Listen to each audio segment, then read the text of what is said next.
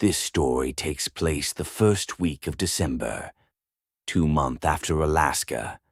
For the first time in its life, it was alone. The last Dogman lay hidden beneath a massive fallen pine tree. During the day, it had dug a shallow den beneath the roots and packed snow around the entrance. Fresh snowfall continued to drift across the forest, and it hoped the storm would bury its tracks. It hoped. Even standing a little over 7 feet tall, the creature was afraid. No pack brother watched its back tonight. No pack brother ever would again. The monster had seen to that. Curled beneath the tree, the Dogman tried to make sense of what had happened. Only 1 week earlier, everything had been great. Now it's all gone. Its pack had arrived in the mountains during the season when the leaves changed color. Their leader stood nearly 9 feet tall, the strongest creature the Dogman had ever known. Soon after arriving, the leader picked up the scent of 2 Bigfoots. The hunt was on.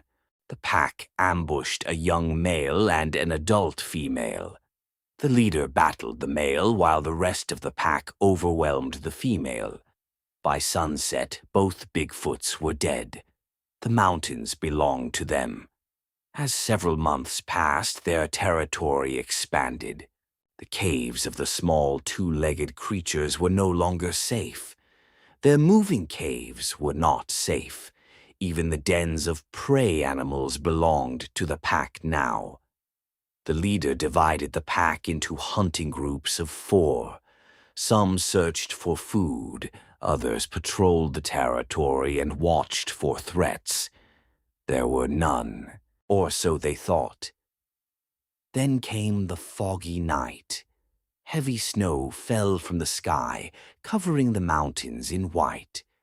It should have been a perfect hunting night.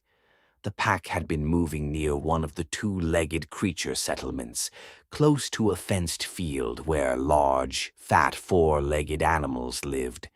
The Dogman remembered how quiet everything had been. Too quiet. One of its brothers spotted a shadow standing near the edge of the field, a weak 2-leg. Easy prey. The brother charged. A flash of green and purple blades suddenly flashed through the darkness, and its brother died. Just like that. No scream, no fight. Dead. The pack leader roared and attacked. Nothing happened. For a moment, the shadow didn't even move. Then the upper half of the pack leader's body landed in the snow directly in front of the pack. The lower half collapsed several yards away. Silence filled the forest. Before anyone could react, the shadow struck again. 2 more brothers fell. The Dogman never even saw the weapon. Fear exploded through the pack. They broke. Every one of them ran. The Dogman fled into the storm, choosing a different direction than the others. It would only see 3 of its brothers alive before the monster took them too. 3 sunrises after the attack on the pack, the lone Dogman caught their scent. For the first time in days, hope stirred inside him. 3 were still alive. The scent grew stronger as he moved through the mountains. He followed frozen streams, crossed snow-covered ridges, and pushed through thick pine forests. But something felt wrong. The scent carried fear. The closer he got, the stronger it became. By dusk he found them. All 3 were dead. The Dogman slowed. Confusion filled him.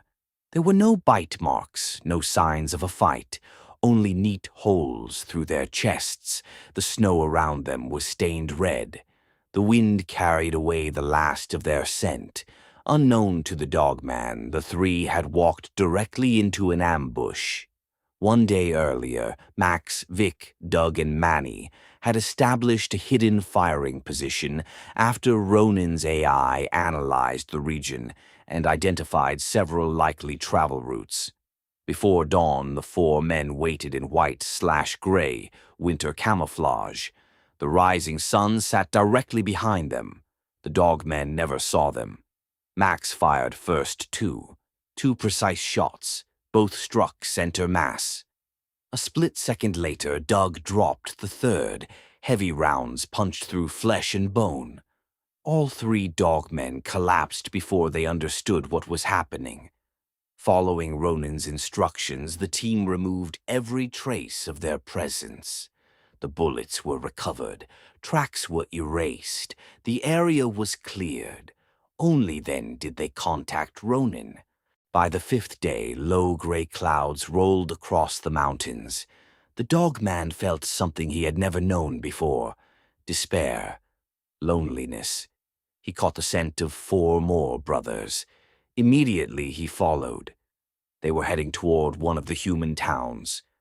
December 4th, 5:30 p.m. The town of Mackay, Idaho, sat beneath heavy snowfall and thick fog.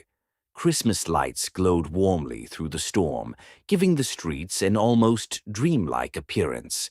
At 5:35 p.m., the town warning siren began to howl. A voice echoed from loudspeakers throughout town. Dogmen sighted in the area. All citizens seek shelter immediately.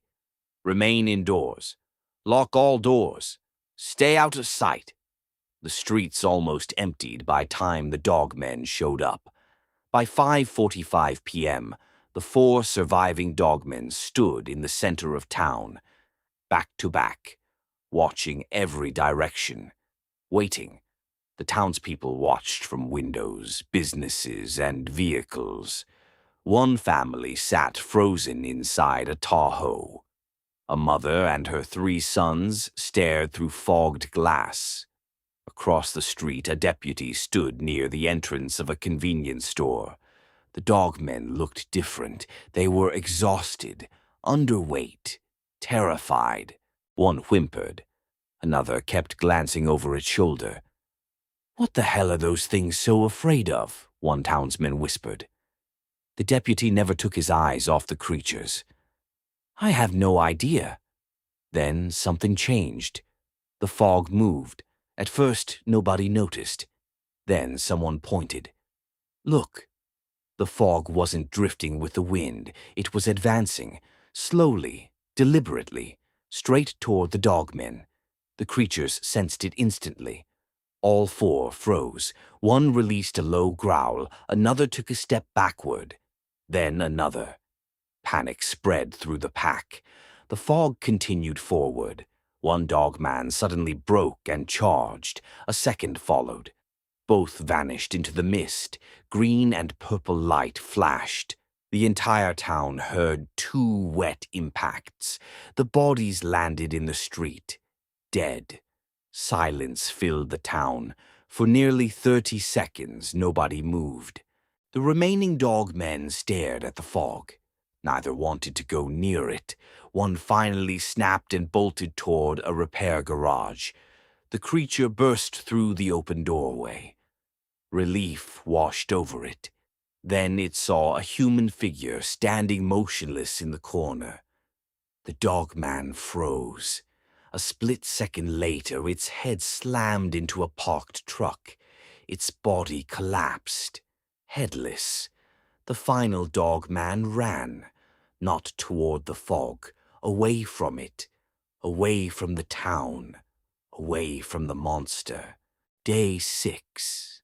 The last dogman lay hidden beneath a massive fallen pine tree.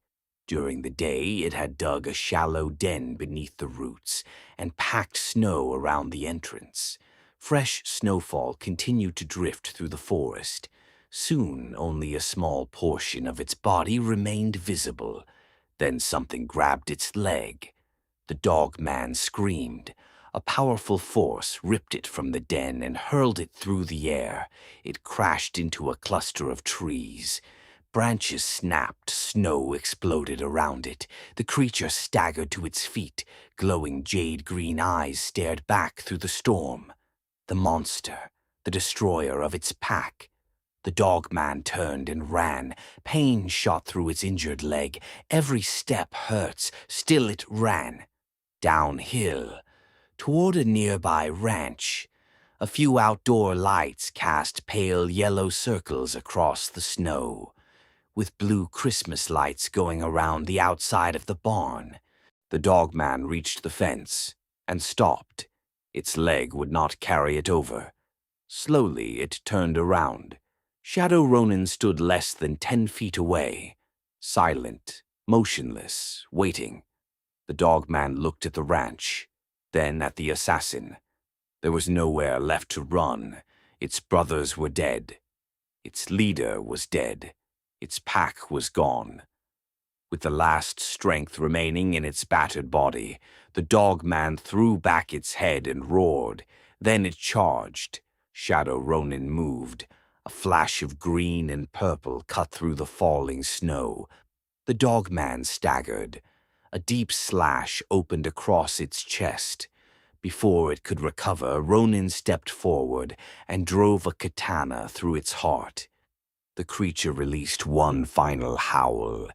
The sound echoed across the valley. Then silence returned. The last member of the pack collapsed into the snow, dead. For several seconds, Shadow Ronin stood beside the body. Then he returned the blade. Snow and fog swirled around him. Moments later, he was gone. By morning, the people of the valley would find tracks, blood, and unanswered questions. They would have to figure out the rest on their own. Another threat removed, another piece cleared from the board. His hunt would continue for those who live in the shadows. Hello, everyone. Hope you enjoyed this mini-adventure with Shadow Ronin, with the hunting of dogmen in around Mackay, Idaho. And thanks again for watching.